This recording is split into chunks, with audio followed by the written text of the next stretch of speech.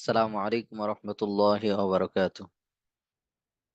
اللهم صل على محمد وعلى آل محمد كما صليت على إبراهيم وعلى آل إبراهيم إنك حميد مجيد.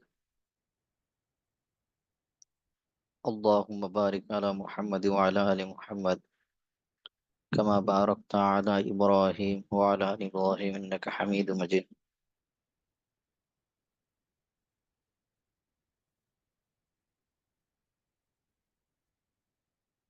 ربي زدني علما ربي زدني علما. الله لا إله إلا هو الحي القيوم لا تأخذه سنة ولا نوم له ما في السماء.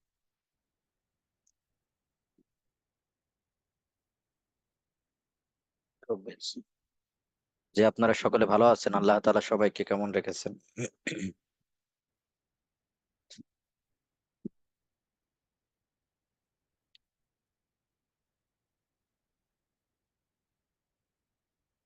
আলহামদুলিল্লাহ, খুবই ভালো আছেন আপনি?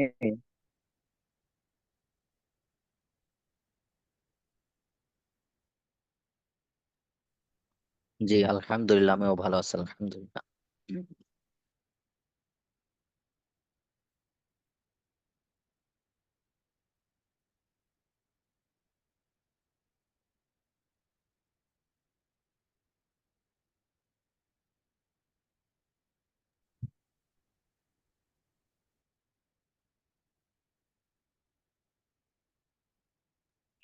যে পরীক্ষার জন্য আপনারা প্রস্তুতি নিচ্ছেন? মোটামুটি। মোটামুটি খাওয়া দাওয়া মোটামুটি নাকি ভাই, না খাওয়া দাওয়া ঠিক আছে? খাওয়া দাওয়া সব ঠিক আছে, সবকিছু ঠিক আছে তবে এজন্য। আপনার ফ্রেন্ডের মতন না। জি, তাহলে আজকে আমরা যেটা পড়বো, আজকে আমাদের পড়া আলোচনা খুবই সহজ এবং পিছনের যে আলোচনাগুলো হয়ে গিয়েছে ওইটারই মূলত একটু বিস্তারিত এখানে আলোচনা থাকবে। তো আমরা পিছনে বেশ অনেক লম্বা চওড়া আলোচনা আমরা পড়েছি।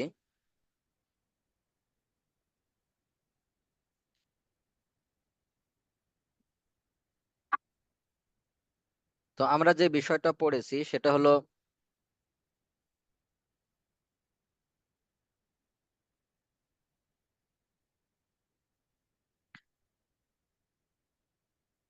যে এখানে আমরা লাগাতার কয়েক মডিউল আমরা মহিলাদের কিছু মাসলা মাসাইল নিয়ে এখানে আলোচনা করছি। তো পিছনে আমরা পড়েছি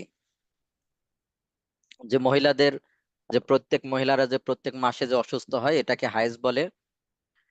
সন্তান প্রসবের পর যে অসুস্থ হয় এটাকে নেফাজ বলে। এই দুইটা ছাড়া আর অন্য কোনো ক্ষেত্রে যদি রক্ত দেখা দেয় সেটাকে ইস্তেহাজা বলে।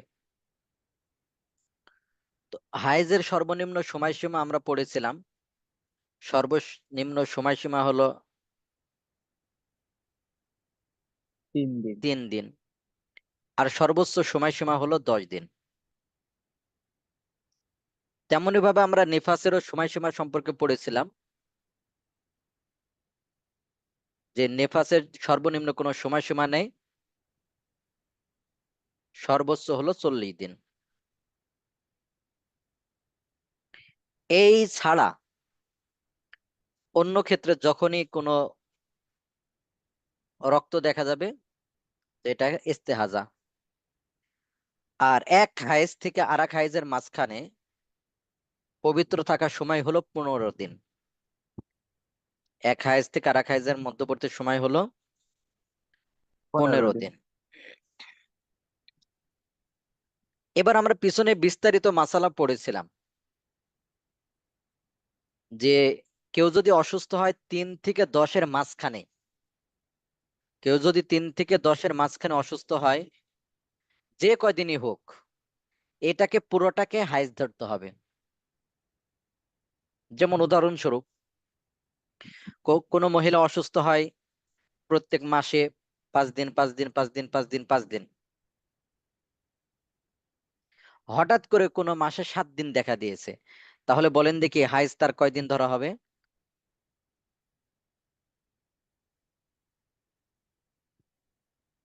বলতে পারবেন? 7 দিন। 7 দিনই। কারণ আমরা বলেছিলাম 3 থেকে 10-এর মাঝখানে যেই দিনই থামুক ওইটা পুরোটা হাইজ। 3 থেকে 10-এর মাঝখানে যেই দিনই থামুক। তাহলে কারোর অভ্যাস দেখা গেল 7 দিন 7 দিন 7 দিন, হঠাৎ করে কোনো মাসে 3 দিন দেখা দিয়েছে, তাহলে বুঝতে হবে 3 দিনই সে অসুস্থ, এটাকে হাইজ ধরা হবে। কিন্তু যদি 10 পার হয়ে যায় তখন কিন্তু মাসালাটা ভিন্ন। 10 যখন পার হয়ে যাবে তখন দেখতে হবে যে গত মাসে তার কয়দিন ছিল, ওইটা ধরে বাকিটা ইস্তেহাজা ধরা হবে। তাহলে বাকিটা ধরে আপনি নামাজগুলো কাজা করতে হবে। যেমন উদাহরণস্বরূপ মনে করেন কেউ অসুস্থ হয় 5 দিন প্রত্যেক মাসে, 5 দিন 5 দিন 5 দিন 5 দিন, হঠাৎ করে কোনো মাসে 10 পার হয়ে যাচ্ছে, তো 10 পর্যন্ত তো অপেক্ষা করবে, কারণ তো বলা যায় না 10-এর ভিতরে তো থেমে যেতে পারে। তো 10 যখন পার হয়ে যাবে, 10 যখন পার হয়ে যাবে তখনই বুঝতে হবে এটা কি ইস্তেহাজা। ইস্তেহাজা। তখন ওই 5 দিন মূলত হাইজ ধরবে আর বাকি দিনগুলোকে ইস্তেহাজা ধরে নামাজগুলো কাজা করে নেবে। তাহলে মূল মাসালা হলো 10 পার হয়ে গেলে, মূল মাসালা হলো কি 10 পার হয়ে পার গেলে। হয়ে গেল। 10 পার হয়ে গেলে তখন এই মাসালাটা ভিন্ন। 10-এর ভিতরে থাকলে ঝামেলা নাই। 10-এর ভিতরে যদি থাকে, 3-এর উপরে থাকে, যেই কয়দিনে থামুক এটাকে পুরোটা কি ধরা হবে, হাইজ হিসাবে ধরা হবে। আর যদি 3-এর কম থাকে, 2 দিন 1 দিন, তাহলে এটাকে ইস্তেহাজা ধরা হবে, এটা হাইজ না। কারণ হাইজ হলো সর্বনিম্ন 3 দিন। হাইজের হলো কি সর্বনিম্ন 3 3 দিন। দিন। এখান এখান থেকে কেউ আবার ভুল বুঝতে পারেন, এখানে মাসালা আরেকটা। যেমন কারো কেউ অসুস্থ হলো, প্রথম 1 তারিখ 2 তারিখ অসুস্থ হলো, মাঝে একদিন সে সুস্থ, আবার 4 তারিখে সে অসুস্থ হলো, আবার মাঝে 2 দিন সুস্থ, আবার 7 তারিখে অসুস্থ হলো। তাহলে এই ক্ষেত্রে কিন্তু পুরোটাকে হাইজ ধরা হবে। মাঝে যে সে সুস্থ ছিল একদিন, এটাকেও হাইজ হিসেবে ধরা হবে।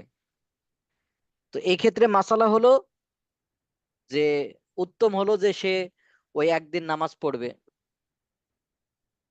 গোসল টোসল করে নামাজ পড়বে, আবার যখন দেখা দিবে রক্ত তখন আবার নামাজ ছেড়ে দিবে। আর যদি সে নামাজ না পড়ে থাকে, অনেকে নিশ্চিত জানে যে প্রত্যেক মাসে তার এমন হয়, অনেক ক্ষেত্রে সে পড়ে না, যদিও মাসালা হলো যে উত্তম হলো নামাজ পড়া শুরু করে দেওয়া। তো এই ক্ষেত্রে যদি নামাজ পড়া শুরু না করে, নামাজ না পড়ে থাকে, তাহলে 10 দিনের ভিতরে যেই দিনই হোক এটাকে পুরোটা হাইজ হিসাবে ধরা হবে, পুরোটাকে হাইজ হিসাবে ধরা হবে। এর মাঝে যে 1 দিন বা 2 দিন সুস্থ ছিল এটাও হাইজ। এই নামাজ যদি না পড়ে থাকে নামাজ আর পড়া লাগবে না, এই নামাজ আর কি করা লাগবে না, পড়া লাগবে না।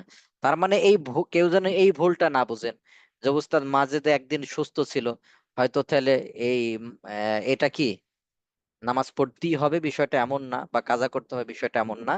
মাঝে যে একদিন দেখা দেয় নাই, তো এই নামাজ আর পড়া লাগবে না, এটা হাইজ হিসাবেই ধরা হবে।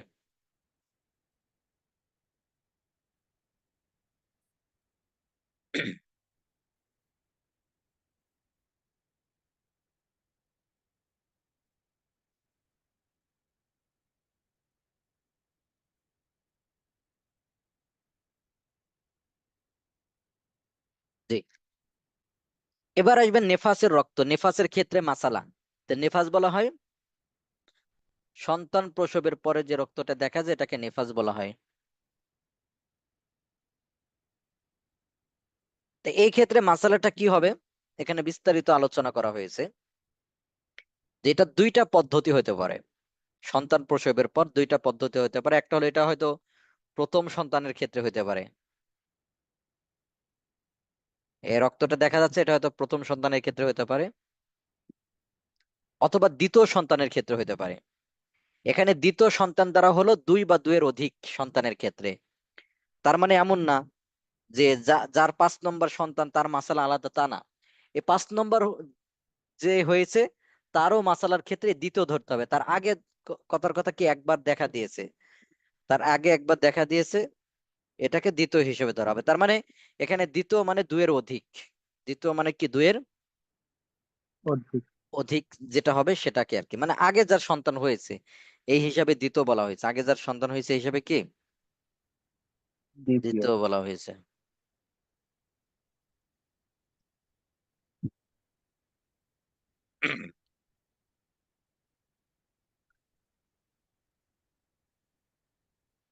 তো 40 দিনের এটা যদি প্রথম সন্তানের ক্ষেত্রে যদি হয়, যে জীবনের প্রথম সন্তান হচ্ছে, তাহলে এই ক্ষেত্রে মাসালা হলো 40 দিনের কম সময়ে রক্ত বন্ধ হয়ে যাওয়া।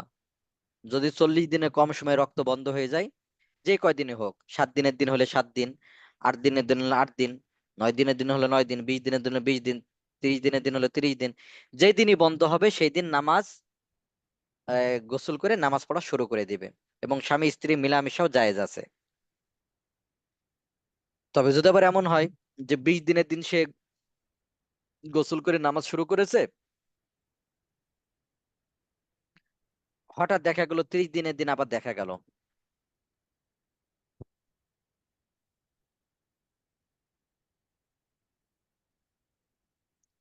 দেখা গেল 30 দিনের দিন আবার কি হলো, দেখা গেল, তো 30 দিনের দিন দেখা গেলে বুঝতে হবে যে আবার নতুন করে শুরু হয়েছে, অর্থাৎ পুরোটাই নেফাস, পুরোটাই কি নেফাস।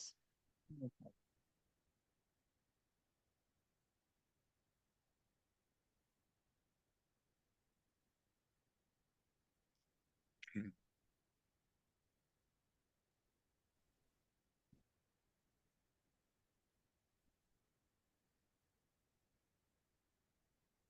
জি। তো কি বলতেছিলাম, যে 30 দিনের দিন যদি আবার দেখা যায় যে এটাকে কি ধরা হবে, হাইজ হিসাবে ধরা হবে, এই নেফাস হিসাবে ধরা হবে। আর যদি এমন হয়ে যায় যে 40 দিন পার হয়ে গেল, এটা প্রথম সন্তানের ক্ষেত্রে, আর যদি এমন হয় যে 40 দিন পার হয়ে গেল, দিনটা পার হচ্ছে 40, তাহলে সর্বোচ্চ 40 দিনটাকে নেফাস হিসেবে ধরা হবে, আর পরবর্তী দিনগুলো ইস্তেহাজা ইস্তেহাজা। ধরা। আর যদি দ্বিতীয় সন্তানের ক্ষেত্রে অভ্যাসটা যদি কি হয়, দ্বিতীয় সন্তানের ক্ষেত্রে আর অভ্যাসটা নিয়ম মতো হয়, অর্থাৎ প্রথম সন্তানের ক্ষেত্রে 40 দিন ছিল, এবারও 40 দিন, এই 40 দিন, প্রথম সন্তানের ক্ষেত্রে 20 দিন ছিল, এবারও 20 দিন, বাস মাসালা স্পষ্ট। আর যদি অভ্যাস পরিবর্তন হয়, অর্থাৎ আগের সাথে মিল না থাকে, তাহলে ওই যে হাইজের মতো ওই মাসালাটা, অর্থাৎ 40-এর ভিতরে যেই কয়দিনই থামুক, ওইটাকেই ধরতে হবে কি নেফাস, ওইটাকেই নেফাস হিসাবে ধরা হবে, 40 দিনের ভিতরে যে কয়দিনই থামুক। আর যদি 40 পার হয়ে যায়, আর যদি 40 পার ইস্তেহাজা। হয়ে যায়, তাহলে বুঝতে হবে এটা ইস্তেহাজা। ইস্তেহাজা, তার অভ্যাস যে কয়দিন ছিল ওইটাকে ধরে বাকি দিনগুলোকে ইস্তেহাজা ধরবে। অর্থাৎ কারোর অভ্যাস ছিল 20 দিন, প্রথম সন্তানের ক্ষেত্রে 20 দিন সে অসুস্থ ছিল, হঠাৎ করে এই মাসে দেখা গেল 40 পার হয়ে গেছে, তো 40 পর্যন্ত কিন্তু সে নামাজ পড়ে নাই, 40 পার হয়ে গেছে। তো 40 যখন পার হয়ে গেছে, তখন তো পার হয়ে গেলে বুঝলো যে না, তার এটা ইস্তেহাজা চলছে, এটা হাইজ না, তখন এই 20 থেকে পরবর্তী 20 দিনের নামাজ কাজা করতে হবে। তাই নামাজ কাজা করতে হবে এখানে একদিনে না, যে একদিনে তাকে নামাজ কাজা করে ফেলতে হবে, বিষয়টা একদিনে না। যদি একদিনে নামাজ কি কাজা করে, একদিন না, ধীরে ধীরে নামাজগুলো কাজা করে নিতে হবে।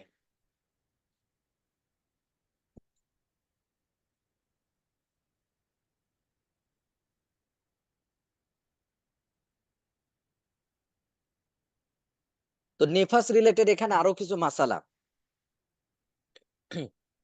এখানে সিজার হওয়ার মাধ্যমে, সিজারে হওয়ার মাধ্যমে বাচ্চা হলে কি কি হবে এই সম্পর্কে আলোচনা।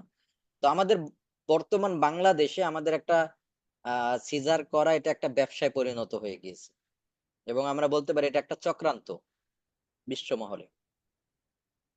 এটা শুধু বাংলাদেশের জন্য, অন্যান্য দেশে কিন্তু এত সিজার হয় না, এমনকি যুক্তরাজ্যেও হয় না। তারা কিন্তু সন্তান বেশি নাই, ইলন মাস্কের সন্তান কয়জন, তেমনি ভাবে আরো এরকম বড় 12তম। বড় অনেকে হ্যাঁ, 12তম বাচ্চা হলে বানার জন্য।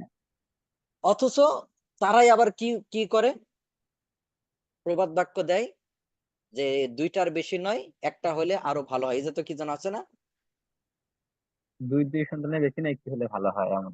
হ্যাঁ এমন। তাহলে দেখেন, অথচ ওই যে রাশিয়া দেখেন বিভিন্ন রাষ্ট্র আরো পুরস্কার ঘোষণা করে, যদি সন্তান হয় পুরস্কার দেওয়া হবে।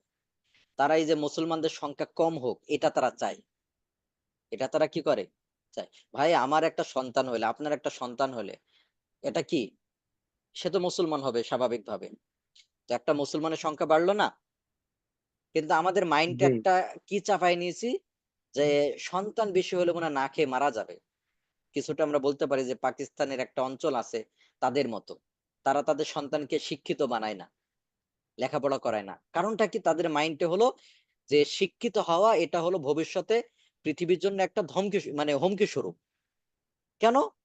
কারণ সবাই যদি শিক্ষিত হয় তাহলে এই যে চাষাবাদ করবে কে, ধান চাষ করবে কে? আর যদি ধান চাষ কমাই দেয় আস্তে আস্তে, তো দেখা যাচ্ছে অটোমেটিক এই যে মুদ্রাস্ফীতি হচ্ছে, সবকিছু দাম বেড়ে যাচ্ছে। এটা নেপথ্যে কারা? এটা হলো যে শিক্ষিত হার বেড়ে যাওয়ার কারণে। এজন্য তারা কি করে, তাদের সন্তানকে শিক্ষিত বানায় না, তাদের সন্তানকে কি বানায় না। তো আমাদের ওরকম মাইন্ডের ভিতর, আমাদের মাইন্ডের ভিতর হয়ে গেছে, আমাদের সন্তান যদি কি হয় হয় তাহলে আমরা খাওয়াবো কি? আরে ভাই আপনি খাওয়াবেন? আপনি যখন জন্মগ্রহণ করেছেন, যে কি সন্তান কি বলে খাবার কি এরকম হয়েছে যে খাইতে পায় না? আমাদের সারা পৃথিবীতে দেখেন কোথাও পেয়েছেন যে না খেয়ে মারা গিয়েছে, এরকম কোথাও পাচ্ছেন? এক দুইটা রাষ্ট্র পাবেন যেখানে খাবারের অভাবে না, মূলত খাবার পৌঁছাইতে দিতে দিচ্ছে না। যেমন গাজা বলতে পারেন, তারপরে এমন আফ্রিকার দেশগুলো। এমন না যে পৃথিবীতে খাবারের সংকট, খাবার আছে না। আরবরা যেভাবে খাবার অপচয় করে, যদি কোন রাষ্ট্র আরবের খাবারগুলো ওই হাদিস অনুযায়ী কি করতো, অপচয় না করতো, তাহলে একটা দুইটা রাষ্ট্র চলবে, একটা রাষ্ট্রের খাবারের এত খাবার তারা অপচয় করে। আমি নিজেও দেখে আসলাম। তো মূলত আমরা অপচয় করি। তেমনি ভাবে আগে ফলন হতো কতটুকু বলেন? ১ বিঘা জমিতে দেখা যাচ্ছে ২ মণ ৩ মণ ধান হতো, এখন কি ৩০-৪০ মণও ধান হয়। তাহলে অটোমেটিক আল্লাহ ফলন বাড়াই দিচ্ছেন না? তো আমাদের মাইন্ডের ভিতরে যেটা দেখতে কি, আমরা হয়তো সন্তান বেশি হলে না খেয়ে মারা যাবো, বিষয়টা এমন। বিষয়টা এমন না। এক দুইটা রাষ্ট্র যেটা অভাব দেখছেন এটা এর কারণে না। এই যে দেখবেন আফ্রিকা মহাদেশে অভাব অনটন, এরা কি তাদের কারণে, তাদের সম্পদ না, বিষয়টা এমন। দেখবেন তাদের দেশে যেভাবে হীরা মুক্তা এগুলো তৈরি হয়, পাওয়া যায়, এটা অন্য কোনো রাষ্ট্রে নাই। তাহলে তারা সারা পৃথিবীতে বড় লোক হওয়ার কথা ছিল। কিন্তু এই পশ্চিমার এরা চুরি করে, এরা মনে করেন কি করে, ডাকাতি করে। এগুলো দেখবেন আফ্রিকা থেকে চুরি করে নিয়ে যায়। এটা আমার কথা না, এটা পত্রিকার কথা, আপনারা দেখে নেবেন। না, এটা সত্য। কারেন্ট অ্যাফেয়ার্সে আমি পড়ছিলাম মনে হয় ইতে, যখন আমি আকবর কমপ্লেক্সে পড়তাম, যে তারা সিরিয়া থেকে, এই যুক্তরাষ্ট্র সিরিয়া থেকে ৮ টন অথবা বেশি হবে, সংখ্যাটা ৮ টন বা ৮০০ টন হবে, তারা স্বর্ণ চুরি করেছে। এটা কারেন্ট অ্যাফেয়ার্স এর একটা আন্তর্জাতিক একটা ইতে দেখবেন দেওয়া আছে। তাহলে বলেন সিরিয়া থেকে যদি ৮ টনই ধরেন, কমটাই ধরেন, ৮ টন যদি স্বর্ণ চুরি করে, স্বর্ণ নিয়ে যায়, তাহলে বলেন অন্যান্য রাষ্ট্র থেকে কত নিচ্ছে? তাহলে এটা কারা? ডাকাত কারা? সিরিয়া আজকে অভাব অনটন, যদি ওই ৮ টন স্বর্ণ থাকতো তাহলে অভাব অনটন থাকতো? আরো যেগুলো তেল নিয়ে যাচ্ছে চুরি করে, তেলগুলো যদি তারা বিক্রি করতে, অভাব অনটন থাকতো? তাহলে আমাদের মাইন্ডটা এভাবে করে আমরা কি করে নিছি, বুঝতে পারছেন? আফ্রিকা মহাদেশে আরো অনেকে আছে, যার কারণে আমাদের ওইভাবে ধারণা নাই আফ্রিকা মহাদেশ সম্পর্কে, জানেন এটা? আফ্রিকা মহাদেশে আরো অনেক কিছু আছে যেখানে আমাদের ধারণা নাই। বলবেন উস্তাদ আমরা, বলে পেপার পত্রিকা আজকে পেপার খুলেন, আফ্রিকা মহাদেশে কয়টা রিপোর্ট পাবেন? শুধু পাবেন কি, ওই ইসরায়েল, গাজা, ইরান, বাংলাদেশ, ভারত, পাকিস্তান, বাস শেষ। হ্যাঁ, আফ্রিকার কোন মহাদেশের অনেক রাষ্ট্রের নামও আমরা পর্যন্ত শুনে নাই, ওইগুলো রিপোর্ট দেওয়া হয় না। হ্যাঁ, ওইগুলো রিপোর্ট কি করা হয় না, দেওয়া হয় না। আজকে বর্তমান এই পশ্চিমারা মূলত এই কাজটা করছে। তার মানে এমন না যে আমাদের আহ আমরা না খেয়ে মারা যাবে, বিষয়টা এমন না। এই মাইন্ডটা চেঞ্জ করা দরকার। এই মাইন্ডটা কি করা দরকার? একজন ছেলে ভাই একটা জিনিস মনে রাখেন, যাদের পিতামাতা বিয়ে দিচ্ছে না তাদের কাজে লাগতে পারে, বুঝতে পারছেন? একজন সন্তান তার বাবাকে বলতেছে, বাবা আমি বিয়ে করব, বিয়ের বয়স হয়ে গেছে, আমার বয়স চলে ৩০ বছর, আমি বিয়ে করব। এই, তুই এখনো ছোট, তোর বিয়ের বয়স হয় নাই, তুই খাওয়াবি কি? তুই কি করবি কি, খাওয়াবে কি?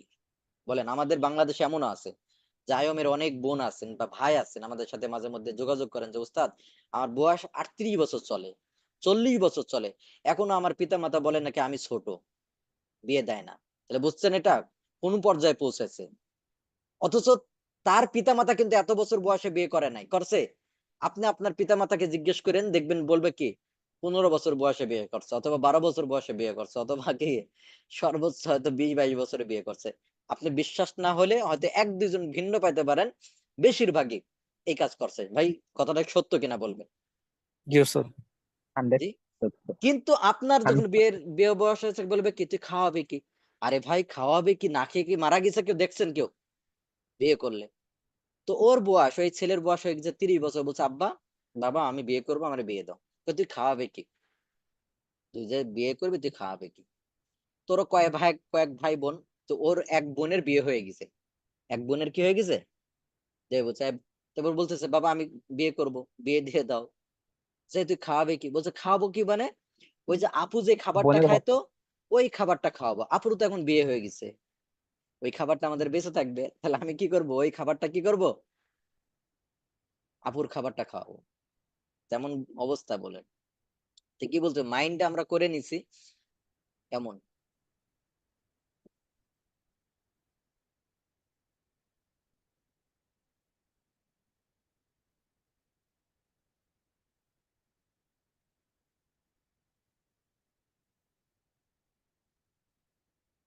জি, ঠিক আছে, তাহলে এমনি বললাম আর কি ঘটনার সিস্টেম।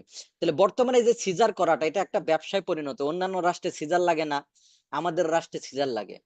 আরো কিছু ওষুধ আছে ভাই, আমি নাম বলতেছি না, যেগুলো বিভিন্ন ভাবে খাওয়ানো হয়। তো কথা হলো যে এটা যদি আমাদের রাষ্ট্রে খাওয়ায়, তো অন্য রাষ্ট্রে কেন খাওয়ায় না? ভাই আমার কথা হলো, আমি নাম বলতেছি না, আপনারা ই করবেন, অনেক সময় বলবেন যে উস্তাদি গুলো, যারা ডাক্তার আছেন হয়তো, অনেকে ডাক্তার আছে, কথা হলো যে আমাদের দেশেই এই ওষুধগুলো কেন খাওয়ানো হয়, অন্য দেশে কেন খাওয়ানো হয় না? ভাই যদিও রোগ হয়, তাহলে তো সব রাষ্ট্রে খাওয়ানোর কথা ছিল, যুক্তরাষ্ট্র, যুক্তরাজ্য, তারপরে আপনার ইসরায়েল, সব রাষ্ট্রে খাওয়ানোর কথা ছিল। কিন্তু দেখা যাবে যে মুসলিম রাষ্ট্রগুলোতে কয়েকটা রাষ্ট্রতে খাওয়ায়। আপনারা এর ইতিহাস নিয়ে পড়বেন, এর ইতিহাস নিয়ে পড়বেন। হুম? তো সিজার হওয়া দেখা যায় নর্মালি হলে কি, আমাদের এই যে মাইন্ডে দিয়ে দিয়েছে যে ডাক্তার একটা অনুমান করে দিয়ে দেয় যে অমুক দিনে হইতে পারে, তার মানে ডাক্তার একটু দেখবেন একটু আগেই বলে। ওই দিনটা পার হলে দেখবেন অস্থির, সিজার করাই লাগবে এমন। আর ভাই ওর তো আনুমানিক হিসাবে বলছে, তার মানে ওইভাবে হবে বিষয়টা এমন না। তার মানে আমি একেবারে বলতেছি না যে সিজার করবেই না, হয়তো সিজার করবে সর্বোচ্চ 2-5%, যেটা অন্যান্য রাষ্ট্রে আছে 2-5%। অর্থাৎ হয়তো সন্তান উল্টা হয়ে গেছে, ঘুরে গিয়েছে, পানি শুকায় গেছে, তখন করতে পারে বাধ্য হয়ে। তার মানে এমন না যে এখন যে কোনো জায়গায় যে কোনো পাবে। ভাই আন্তর্জাতিক কিছু পত্রিকা দেখবেন রিপোর্ট করেছিল যে বাংলাদেশে মূলত এটা ব্যবসা করা হয়। এটা বাংলাদেশে কি করা হয়, ব্যবসা আছে, যে নরমালি হলে 2-5 হাজার টাকায় হয়ে যাচ্ছে, এজন্য সিজার করা হয়। ঠিক আছে, করোনার সময় সিজার করা লাগছে ভাই, অটোমেটিক একা একা হয়েছে না করোনার সময়? জি স্যার। তো তখন সিজার ছাড়া কেন হলো, কিভাবে হলো? এখন হচ্ছে না, তখন হলো কিভাবে? রোহিঙ্গাদের হচ্ছে না, তাদের সিজার করা লাগছে, টাকাই নাই তাদের, সিজার করবে কিভাবে? তাদের একা একা হচ্ছে না? তারাও মানুষ, আমরাও মানুষ। মূলত আমাদের কিছু করে দেওয়া হয় ওষুধ ভাই, কিছু মনে করবেন না, কিছু অসৎ ডাক্তার আছে, তারা দেখবেন গর্ভবতী অবস্থায় কিছু ওষুধ দিয়ে দেয়, এই ওষুধগুলো দিলে সন্তান মোটা হয়ে যায় বা কিছু প্রবলেম হয়, অটোমেটিক আপনাকে সিজার করতে বাধ্য। এরকম কিছু জিনিস আছে, এগুলো আমার কথা বলতেছে না, এটা হলো ওই পত্রিকার রিপোর্ট অনুযায়ী দেখবেন। আপনারা বিভিন্ন পত্রিকার রিপোর্ট আছে দেখবেন, যে সিজার করার বিষয় সম্পর্কে দেখবেন যে এটা পাবেন, যে কিছু এরকম ভাবে তারা করে। এগুলো আমার কথা বলতেছে না, এটা তাদের কথা বলতেছে। এটা গবেষণা থেকে চলে আসছে যে বাংলাদেশ সম্পর্কে একটা কি আছে, চক্রান্ত আছে। ও ওস্তাদ, যে খুলনাতে নাকি সবচেয়ে বেশি সিজারের রেট। খুলনাতে বেশি? জি ওস্তাদ। এই যে সেদিন একজন বলতেছে যে তার সন্তানের সিজার হয়েছে, 7 লাখ টাকা মতো খরচ হয়েছে, সব মিলে কয় লাখ টাকাও দিছে তারে আল্লাহ। মাত্র 7 লাখ। হ্যাঁ, টাকাও আল্লাহ তাআলা দিয়েছে বলেন। ও যদি সাধারণ স্বাভাবিক হতো, এই 7 লাখ টাকা কি হাসপাতাল কর্মী কর্মকর্তারা পাইতো? মাত্র 7,000 পাইতো। হ্যাঁ। মাত্র 7,000 পাইতো। হ্যাঁ, তারপরে দেখবেন এই যে বিভিন্ন ভাবে হয় না, সন্তান হয় না, বা বিভিন্ন ভাবে এর দেখা গেলে দেখা যাচ্ছে যে আরো কিছু বিষয় থাকে, এগুলো আপনারা জানেন। এগুলো থেকে এড়ায় চলা, যদি এগুলো একান্ত আমাদের জন্য হতো যে সবার জন্য, তাহলে ভাই সব দেশে তো হওয়ার কথা ছিল, হওয়ার কথা ছিল।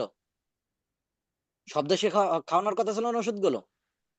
তেমনি ভাবে করোনার টিকা নিয়েও দেখলেন বাংলাদেশের 1-2 জন ডাক্তার যদি কখনো এই বিষয়ে বলছে, অনেকে দেখবেন তার বিরুদ্ধে বলেছে। অথচ এখন গবেষণা কি বলতেছে, করোনার টিকা যারা নিয়েছে তাদের পার্শ্ব প্রতিক্রিয়া হয়ে এমনকি মেধা নষ্ট হয়ে যেতে পারে, মেধা ক্ষতি হতে পারে, এমনকি স্মৃতিশক্তি লোপ পাইতে পারে, এমনকি সে পঙ্গু হয়ে যেতে পারে। ভাই এগুলো এখন বের হচ্ছে না এগুলো?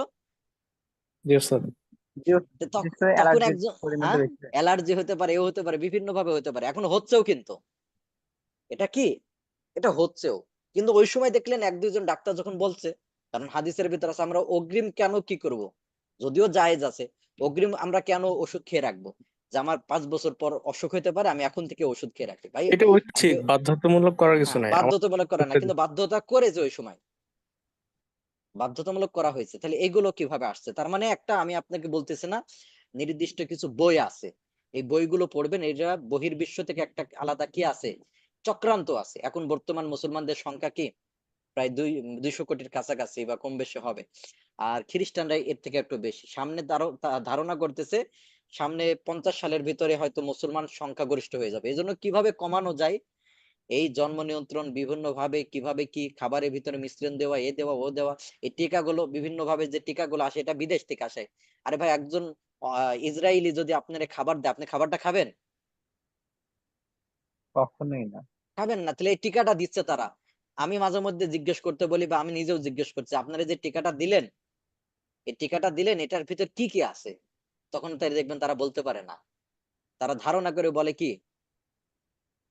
যে এইভাবে এইভাবে কি, আসলে জানে না এটা কোথায় থেকে আসে টিকাটা, বিদেশ থেকে আসে। যাক, যে বিষয়গুলো আসলে সবকিছু তো নাম ধরে বলার বিষয়টা না, দেখা যায় এগুলোর ভিতরে অনেক বিষয় জড়িত হয়ে যায়। এজন্য আপনারা এই বিষয়গুলো কি করবেন, নিজে নিজে বিভিন্ন ভাবে এটা পাওয়া যায় বা এই সম্পর্কে আলোচনা করা যায়, এই সম্পর্কে আমরা মাসালা এখানে পড়বো। জি। তো যদি সন্তানের মাতৃগর্ভ হইতে অর্ধেকের বেশি বাইর হয়, সন্তান অর্ধেকের বেশি বাইর হয়েছে, এমন সময় হইতে পারে যে অর্ধেকের বেশি বের হয়ে আর বের হচ্ছে না, তবে সে রক্ত নিফাসের হুকুমে হবে। এখন যে রক্ত বের হবে এটা নিফাসের হুকুমে হবে। আর যদি অর্ধেক বা অর্ধেকের বরাবর বের হয়, অর্ধেকের কম বের হয়, তাহলে নিফাস হিসাবে হবে না, তাহলে ওই নামাজ কাজা করে নিতে হবে পরবর্তীতে। অর্থাৎ কারো দেখা গেল মাগরিবের একটু আগে সন্তান একটু বের হয়েছে আর বের হয় নাই, তাহলে বলেন ওই মাগরিবের একটু আগে, তাহলে আসরের নামাজ পরে কি করা লাগবে, কাজা করে নেওয়া লাগবে। এই নিতেছে। জি। তেমনি ভাবে সন্তান স্বাভাবিক নিয়মে ভূমিষ্ঠ হোক অথবা সিজারের মাধ্যমে হোক, ভূমিষ্ঠ হওয়ার পর মহিলার যে রক্তস্রাব আসে তা নিফাস বলেই গণ্য হবে, হাইজ হিসাবে নয়। তাই 40 দিনের ভিতরে স্রাব বন্ধ না হলে স্ত্রী সহবাস হারাম, আর নামাজ পড়া বন্ধ থাকবে, বুঝতে পারছো? কার সিজারের মাধ্যমে হলেও। হুম, কার সাথে রাখ, কারের পেতেছে। জি। দৃশ্যমান অঙ্গ প্রত্যঙ্গ সম্পন্ন মানব সন্তান প্রসবের পর যে রক্তস্রাব বের হয় তাকে নেফাস বলে। তাকে কি বলে? নেফাস বলে। ভাই কথা না বলি, আমরা কথা না বলি, কথা আসতেছে।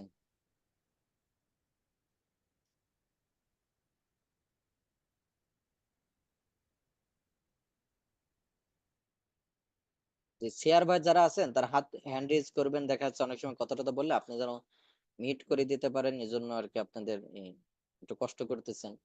এটা খেয়াল রাখবেন যে ক্লাসে কেউ যদি কথা বলে বা ইয়ে হয়ে যায়।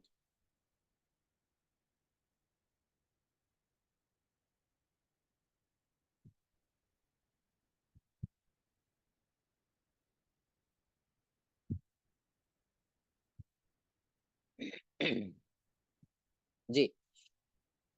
এখানে আরেকটা মাসালা আমরা আলোচনা করব, এই মাসালাটা অনেক সময় লাগে, তো এই মাসালাটা কিছুটা আমরা বলবো, দেখবেন ভাই আজকে বর্তমান বিভিন্ন জায়গায় দেখা যাচ্ছে যে এক তো হারাম সম্পর্ক করছে, জিনা করছে, ব্যভিচার, এগুলো অহরহ করতেছে। দ্বিতীয় বিষয়, সন্তান পেটে চলে আসলে দেখবেন এই সন্তানকে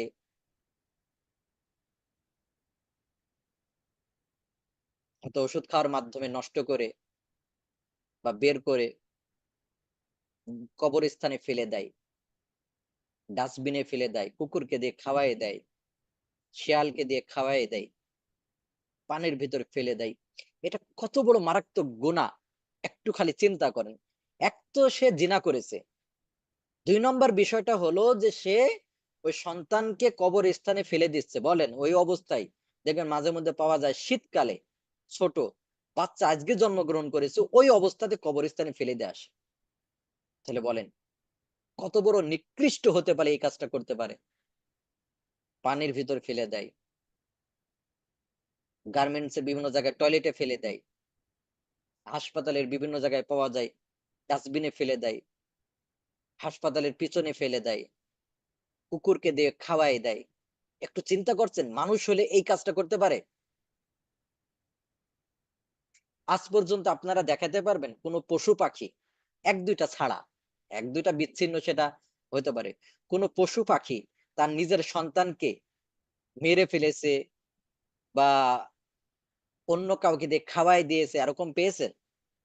না, মা কুকুর, পশুগুলি এমন করে না। ছাগল, মা পশু এরকম কোন জায়গায় দেখছেন? কুকুর, ছাগল, তারপরে পাখি, এগুলো দেখছেন কখনো? কিন্তু আজকে অহরহ ঘটনা ঘটতেছে। এগুলো নিকৃষ্ট, একবারে জানোয়ারের চেয়ে নিকৃষ্ট, বুঝতে পারছেন? যে সন্তানকে কি করে, বলেন এই সন্তানটা যদি সে হতো কেমন হতো? অর্থাৎ তার পিতা মাতা এই ছোটবেলায় তারে কি করলো, টয়লেটে ফেলে দিল। মাঝে মধ্যে পাওয়া যায় না সন্তান হওয়ার পরে 5 তলায় থেকে ছুড়ে মারছে রাস্তায়, জিনা করছে করে সন্তান আসছে, এবার কি করছে 5 তলা থেকে রাস্তায় থেকে রাস্তার উপর ফেলাই দিছে। তাহলে বলেন কত নিকৃষ্ট ব্যক্তি। ডাস্টবিনে ফেলাই দিছে, কুকুর দিয়ে খাওয়াই দিয়েছে, শীতকালে ভিতর পানির ভিতরে ফেলাই দিছে। কত বড় খারাপ হলে এই কাজটা করতে পারে?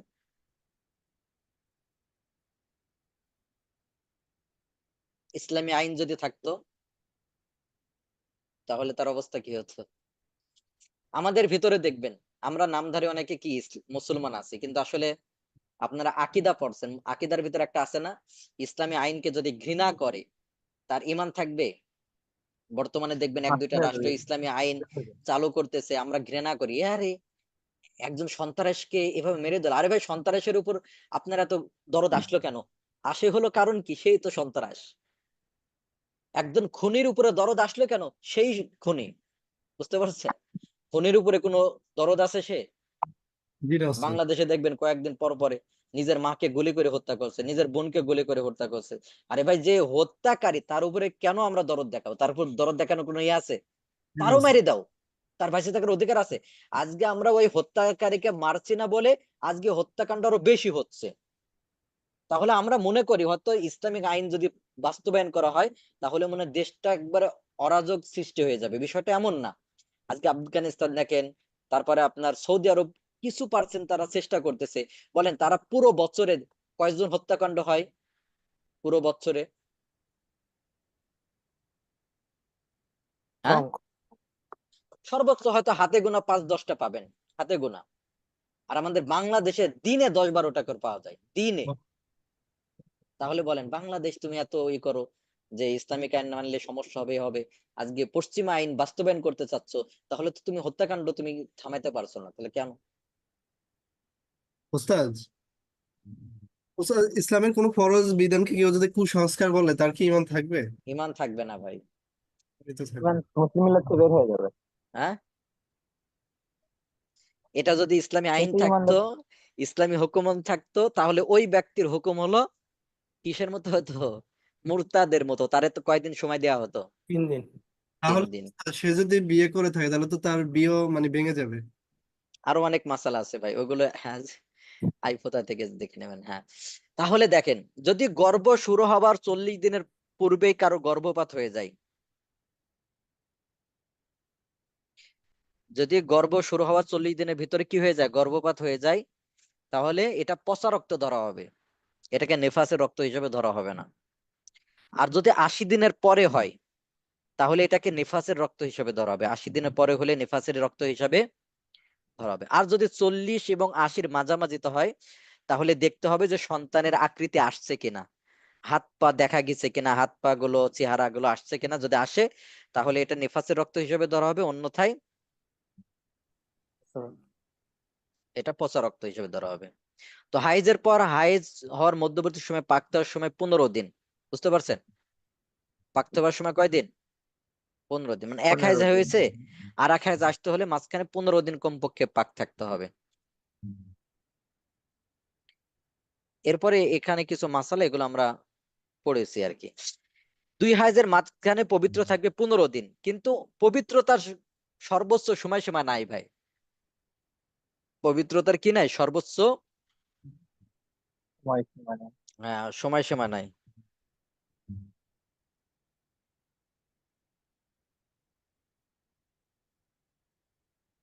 কেউ দেখবেন অনেকে আছে যে অসুস্থতার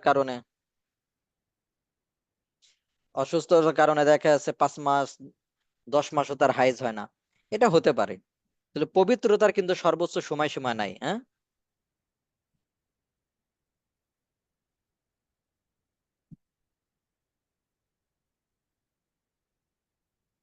জি।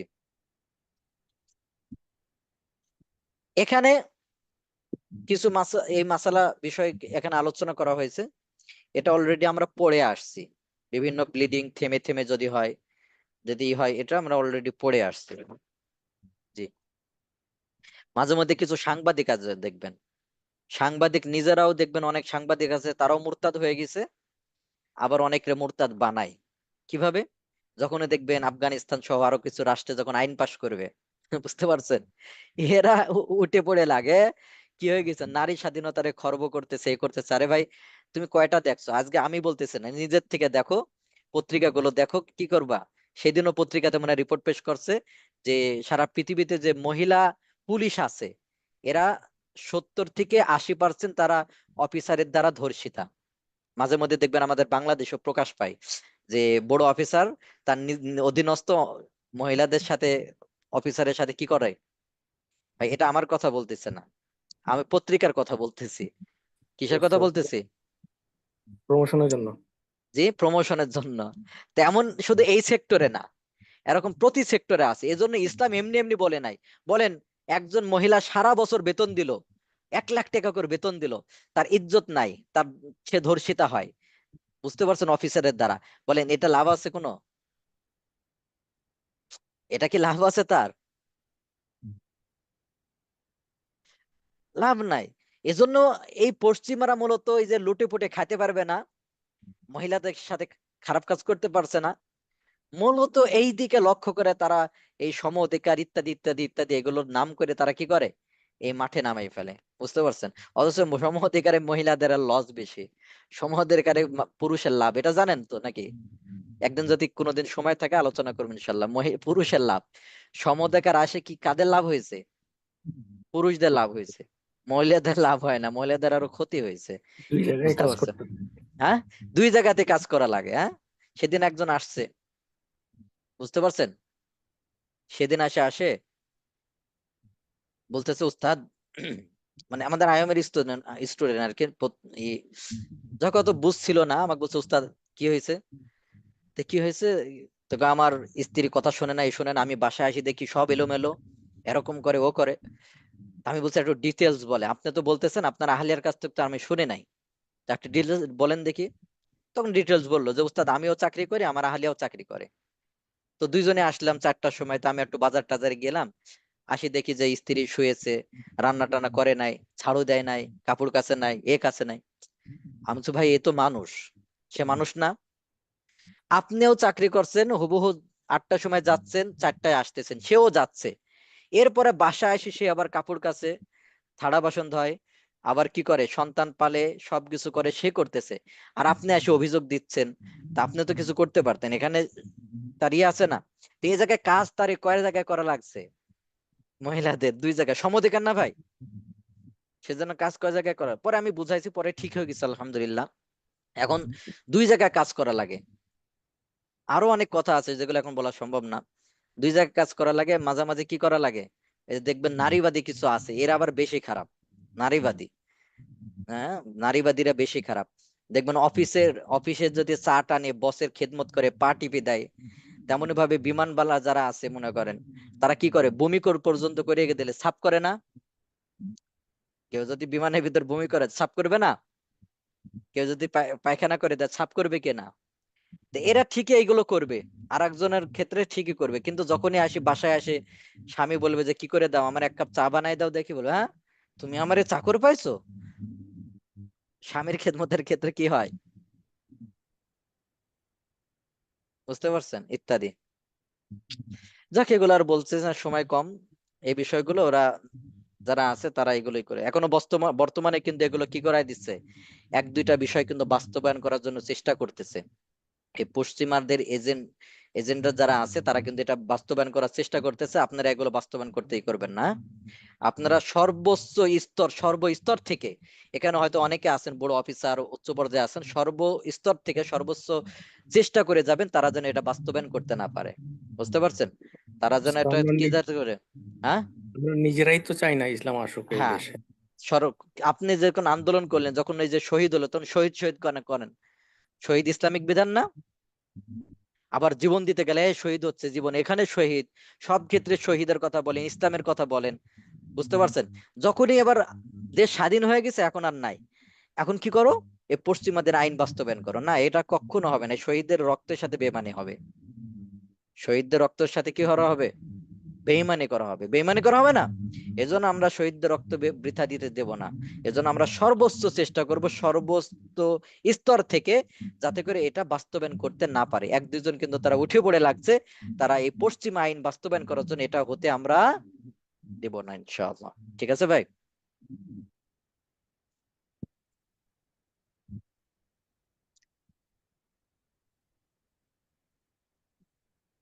তো ঠিক আছে, তাহলে আমাদের আজকের পড়ার ভিতরে আমরা সব মোটামুটি চলে আসছে।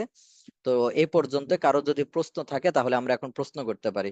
আর আমাদের প্রশ্নোত্তর পর্ব আছে, আমাদের আগামী কিবারে, রবিবারে, প্রতি রবিবারে প্রশ্নোত্তর দর্শ আছে। আপনারা এটা পড়বেন, সামনে হতে একটা দর্শই পাবো কিনা। 12 তারিখ থেকে তো আপনাদের ছুটি, হ্যাঁ? 12 তারিখ থেকে 20 তারিখ পর্যন্ত লম্বা সময় আপনাদের দর্শ হবে না। আরামে তখন এই যে আপনারা করতেন না ছোটবেলায়, কবে ছুটি হবে, কবে ছুটি হবে, তো আপনাদের সে আশা পূর্ণ হতে যাচ্ছে। হ্যাঁ, লং টাইম আপনাদের কি হবে না, প্রায় 8 দিন আপনাদের দর্শ হবে না। ঠিক আছে না? জি, ঠিক আছে, তাহলে আজকের দর্শের সংক্রান্ত প্রশ্ন থাকলে আমরা প্রশ্ন করতে পারি। এক ভাই এক্সাম প্রশ্ন টেনশন আছে, করতে হ্যাঁ? দেন। হ্যাঁ, যে এই হ্যান্ড রেজ করলে একটু কথা বলতে দেন, ভাই যেহেতু কথা বলতে দেন, সমস্যা নেই। এক ভাই প্রশ্ন করছে, নিফাসের টাইম যদি মনে না থাকে, মানে এটা কতদিন হয়েছে? আইফোতা থেকে দেখে নেবে, এই বিষয়টা নিয়ে একটু বিস্তারিত, এই জন্য আমি ওটা এড়াই গেছি, ওটা আইফোতা থেকে দেখে নেবেন।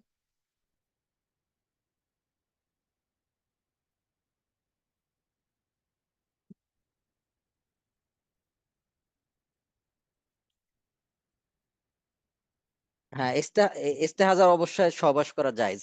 জি জি জি, আপনারা কেউ যদি সরাসরি কথা বলতে চান, হ্যান্ড রেজ করেন, আর সিয়ার ভাইরা তাদের আনমিউট করে দিবেন। জি।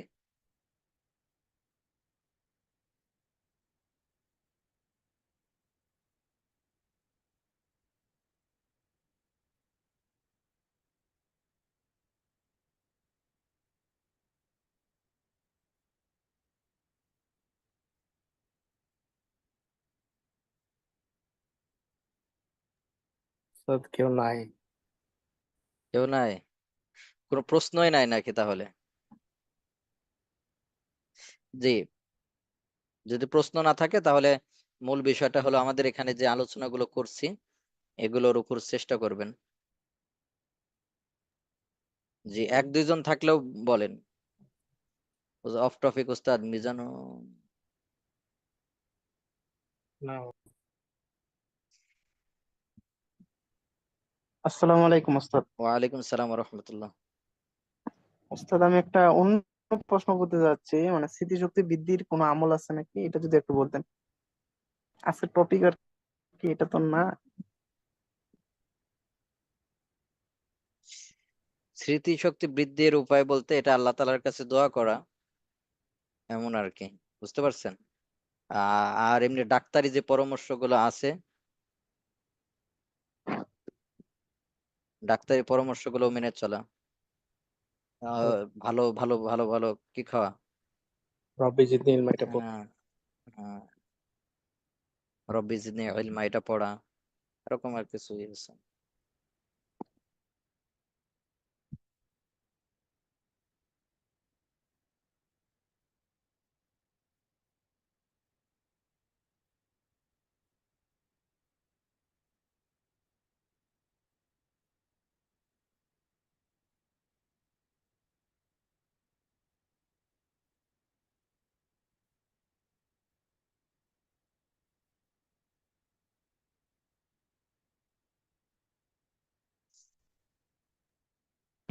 বুঝছে আল্লাহ যে আসসালামু শরম কি, যে এই যে বইয়ে বাংলা আছে কি বুঝে নাই, সিরাত বিশ্বকোষ বইটা কতটুকু, এগুলো অন্যভাবে জেনে নেবে উস্তাদের কাছে। হ্যাঁ, ওয়ালাইকুম সালাম রহমতুল্লাহ, জি ভাই বলেন। উস্তাদ, এই বহির্বিশ্বের চক্রান্ত সম্পর্কে কিছু বইয়ের কথা বলতে চাইলেন, বইয়ের নাম বলতে চাইছিলেন, ওইটা পরে ওগুলো আবার একটু। সরাসরি সরাসরি জেনে নেবেন ভাই। জি উস্তাদ। হ্যাঁ, এগুলো তো সরাসরি পড়বে, এগুলো তো আর অনলাইনে বলার ই না। মানে নামগুলো শুধু জানতে চাইছিলাম। ভাই নামগুলো বললে তো হয়ে যাচ্ছে, বুঝতে পারছি। এগুলো সরাসরি একদিন আসে না, সে ই করে নেন, কিছু জি বই আছে। উস্তাদ। জি উস্তাদ। অনেক সময় দেখবেন ডাক্তারদের অনেক তথ্য এটা দেওয়া নিষেধ থাকে, বুঝতে পারছেন, যে হাসপাতালের অনেক বিষয় এগুলোই থাকে, অনেক বিষয়ই থাকে, বুঝতে পারছেন। যেহেতু জি। এই রিলেটেড, এটা আপনি এমনি সরাসরি কোন আলিমের কাছ থেকে জেনে নিতে পারেন। জি উস্তাদ। যে আমরা কিভাবে পড়াশোনা করলে বিষয়গুলো দীর্ঘদিন মনে রাখতে পারবো। গুনাহা থেকে বেঁচে থাকা, হ্যাঁ? গুনাহ থেকে করলে দেখা যাচ্ছে যে আমাদের স্মৃতিশক্তি কমে যায়। গুনাহ থেকে বেঁচে থাকা, রব্বি জিদনি ইলমা, এটা পড়া, আরো ইয়ে আছে এরকম আর কি। সালাম আলাইকুম। ওয়ালাইকুম সালাম ওয়া রাহমাতুল্লাহ। জি ভাই উস্তাদ, বলেন। আমাদের এক্সামে তো মানে শুধু মডিউল থেকেই কোশ্চেন থাকবে, তাই না? না না, ক্লাস লেকচার থেকেও প্রশ্ন থাকতে পারে? মডিউল থেকে থাকবে, যাতে এক দুইটা বাইরে থেকে আসে দিয়ে দিবেন। হুম, জি উস্তাদ। সমস্যা আছে? না উস্তাদ, মানে পড়ার তো সব তো পড়ানো হয়েছে আর কি, এই জন্য জিজ্ঞেস করলাম যে মডিউল, শুধু মডিউল পড়লে হবে কিনা। এক দুইটা যাতে বাইরে থেকে আসে দিয়ে দিবেন, ঠিক জি আছে। উস্তাদ, জাযাকাল্লাহ খাইর। জি,